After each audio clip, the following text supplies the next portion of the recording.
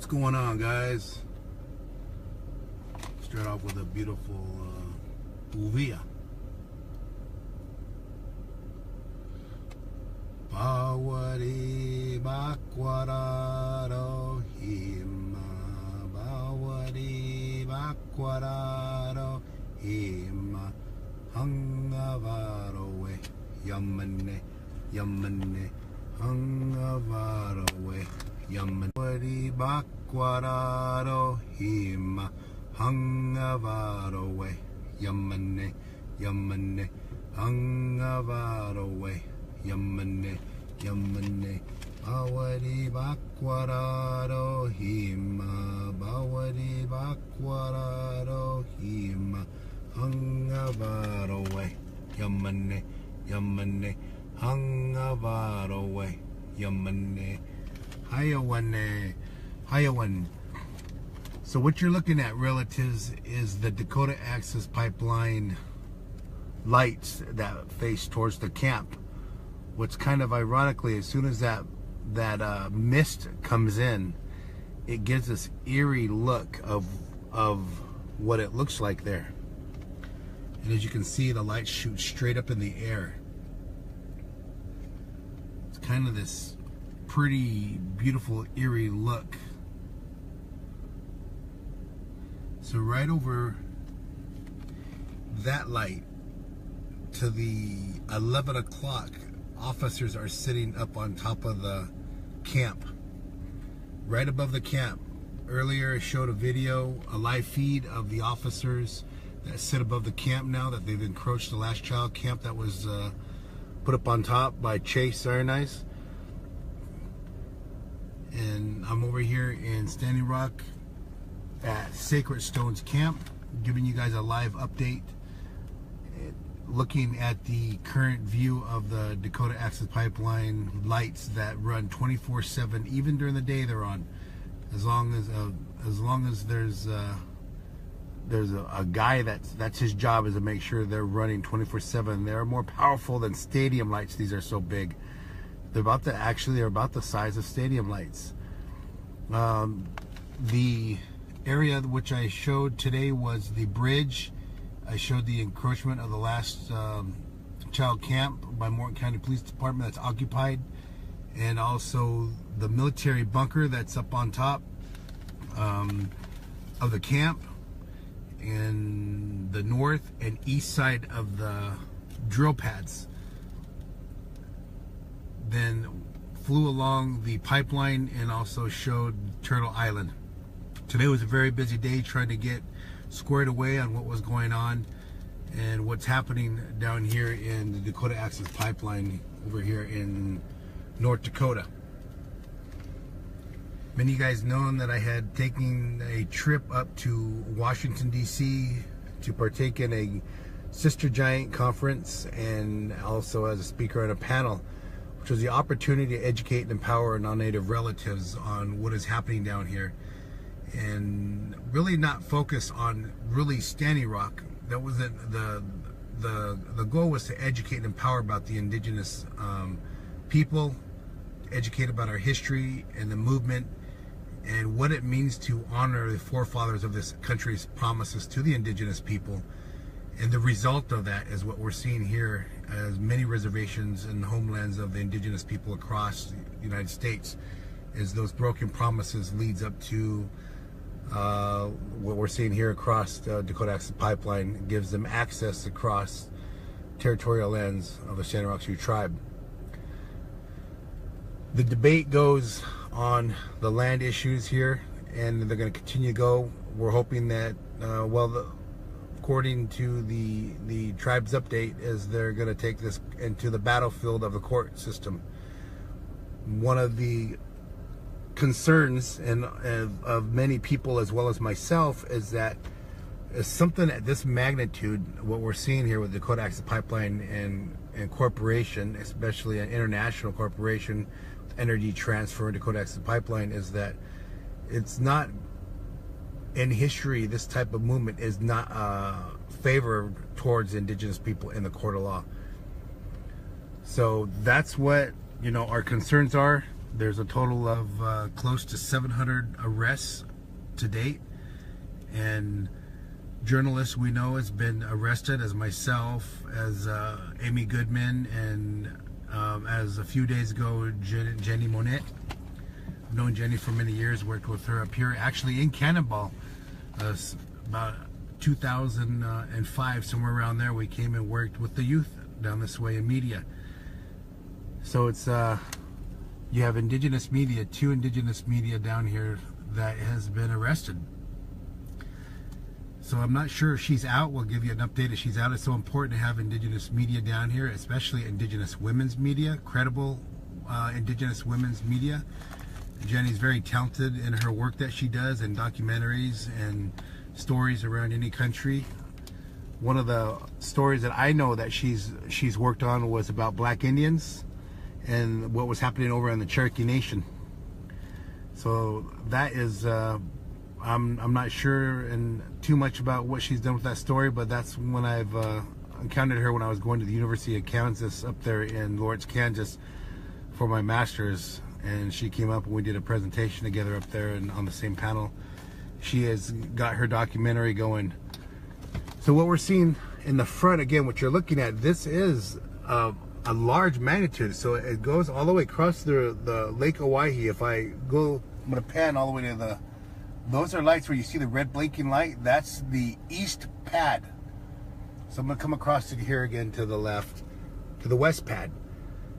And what I'm sharing and showing you is in real time. This is about a mile long. It is amazing that this is that long. Let me see if I can't turn the lights on, because it's actually unfocused. There we go. I'll turn the lights on. They're probably thinking I'm trying to spotlight them, but you know what we're looking at here is the Dakota Access Pipeline lights. Let me see here. I'm gonna try to, there we go. Okay, right there. There we go. Those are the lights, and I'm trying to lock it in here.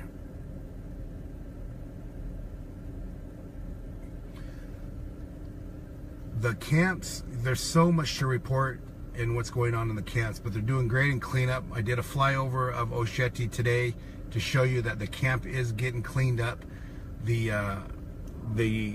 You know, as I came into Bismarck, I noticed that the whole river on the left side of the bridge was melted, and you could see water. So, but it is cold right now. It is really, really cold. So, you know, it's hard to say when we see those.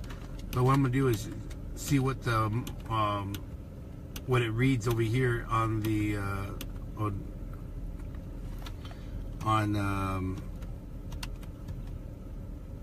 let's display the language here to English. Okay, good. Okay, so I'm gonna check to see the temperature outside.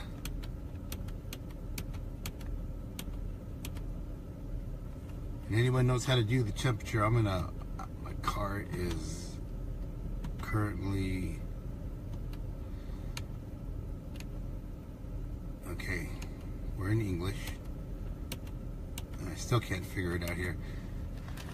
The weather is changing here, guys. It is cold right now. It's lightly snowing, and that also can be because it's going about maybe 40-mile-an-hour winds.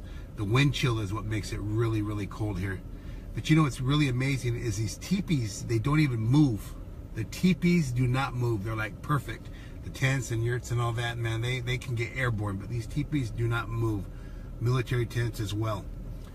So what you're seeing, again, if you're just chiming in, this is the Dakota Access Pipeline security lights that face the camp. They're all aimed towards the camp, but with the mist coming in, the fog, it looks like they're pointing straight up in the air. It's really, really interesting that it does do that. So the bridge, you can see that the barricade has been moved forward again, in a direction towards the camp, about 50 yards. It is now on the other side of the bridge, and from what I've seen from the officer side, is there's dirt all along road where they had the 3-foot pile of dirt.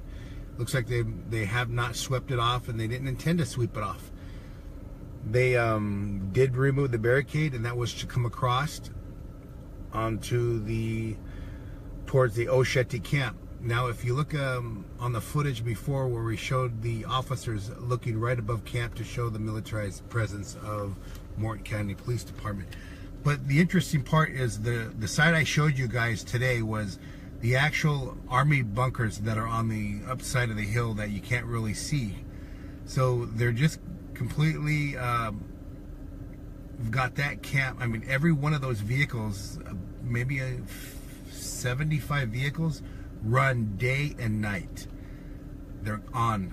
And people that have been arrested and taken across, they note that those vehicles are always on.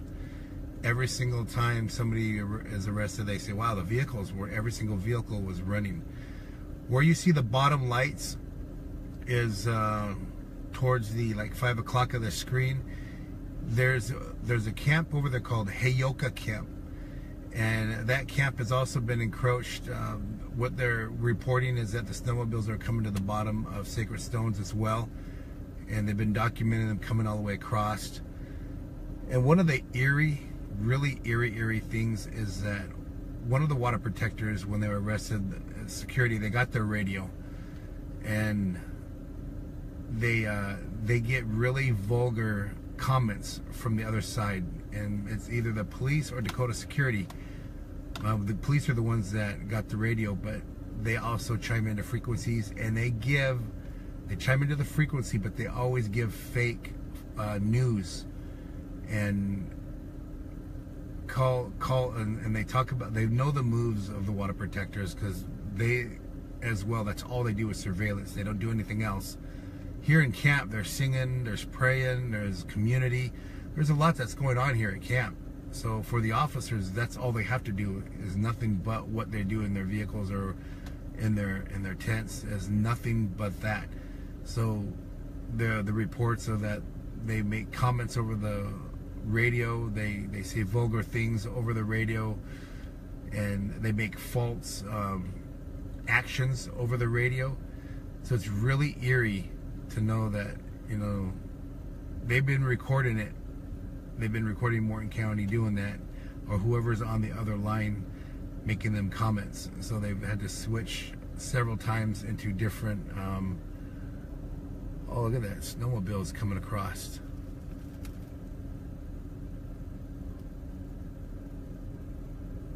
That's I'm not sure if those are ours or not.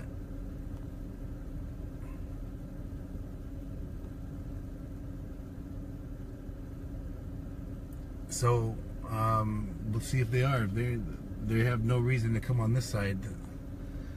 So I'm sitting above camp. It is way too cold to be outside of camp right now, and this is where you're looking straight across the camp. You can see on both sides the pipeline. For there, you guys just chiming in, this is the pipeline security looking straight across towards the Osheti and Rosebud and Sacred Stones camp. I'm currently above Sacred Stones camp, so I'll be here for just a few minutes until I go to the other side. Moving. I get a little nervous when I see snowmobiles, because we know that the snowmobiles come across. That's what we do know. And what you just seen is a hill. These hills are kind of steep. So I'm going to show you my brights. That's my brights. These hills are a good size. They're pretty steep here. So, you know, and there's what they call is a snatch and grab with these snowmobiles. They come in and they snatch and grab. Bixco earlier gave an interview where he was arrested, and what they did on Turtle Island, which I'll show you guys in a real quick explanation here, is right here. Turtle Island, which is right here, is where he was going this way towards camp. That area where the arrow is at is where he was abducted, literally abducted from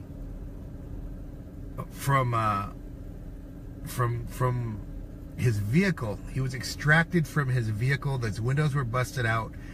His vehicle, he said, was boarded like a pirate ship.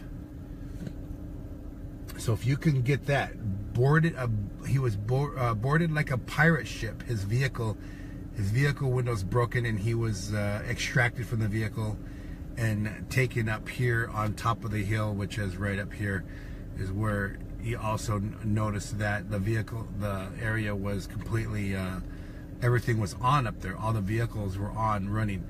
So they call that the snatch and grab, which happens a lot up here. When you could be coming across, and I'll go this way. You could be, this is Turtle Island right here. So you could be walking across, and Sacred Stones is this way. This is Sacred Stones right here. And so you could be just walking along through here in prayer, and they'll come across with their snowmobiles and literally just grab you, zip tie you, and arrest you. And that's what people are getting. So it's a little scary for some people. Me, I'm a big guy. I'll just go limp. They're gonna have to drag me. But you know, I don't do anything to try to get arrested over there. We're trying to report everything here as neutral as possible.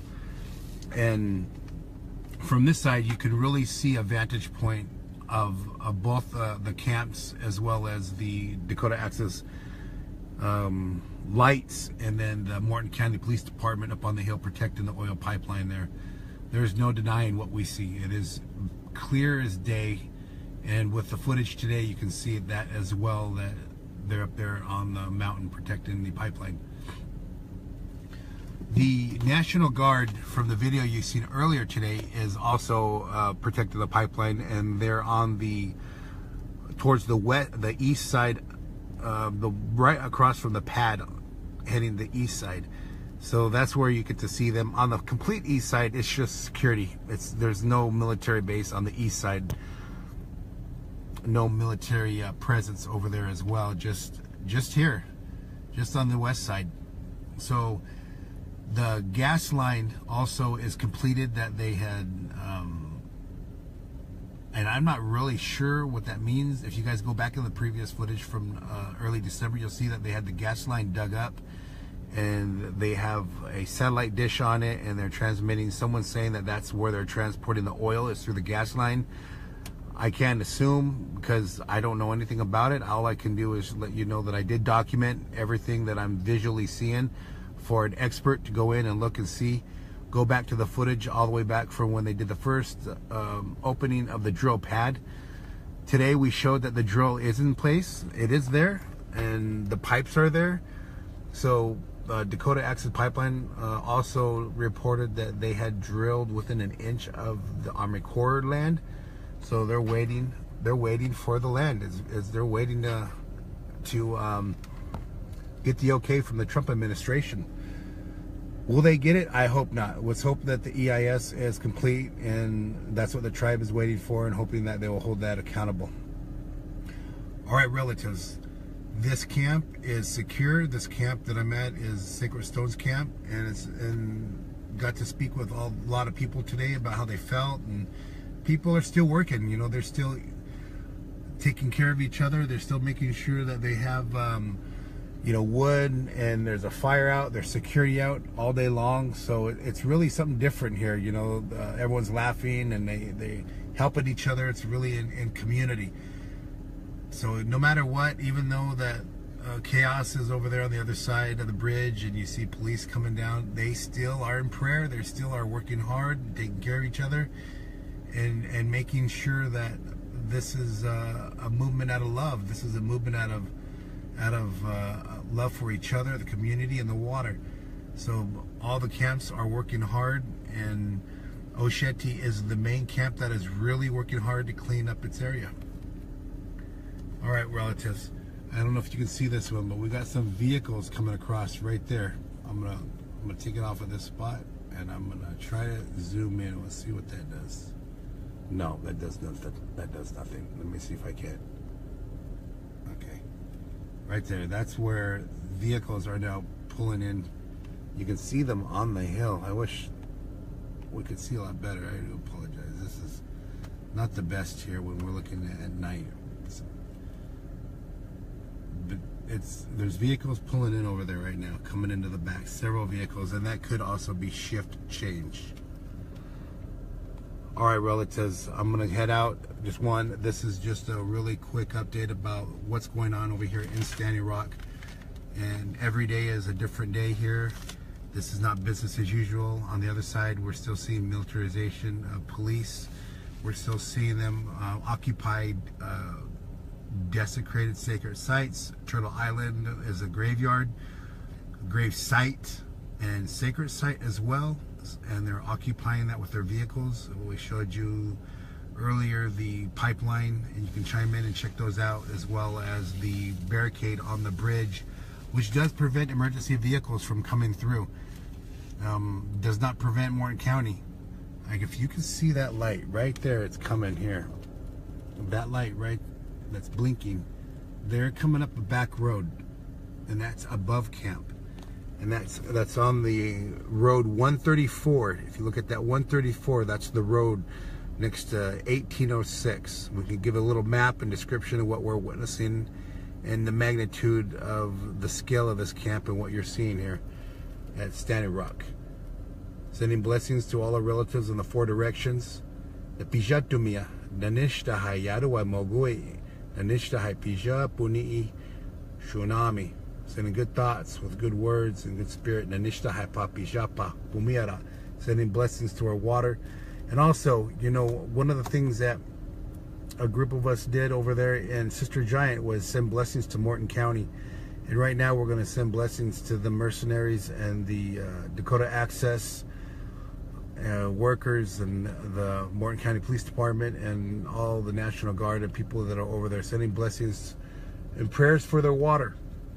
Sending prayers for the water that they drink, the water that they get their children at night or in the morning time. Sending blessings to them and their families in a good way. The Pijatumia. Aho.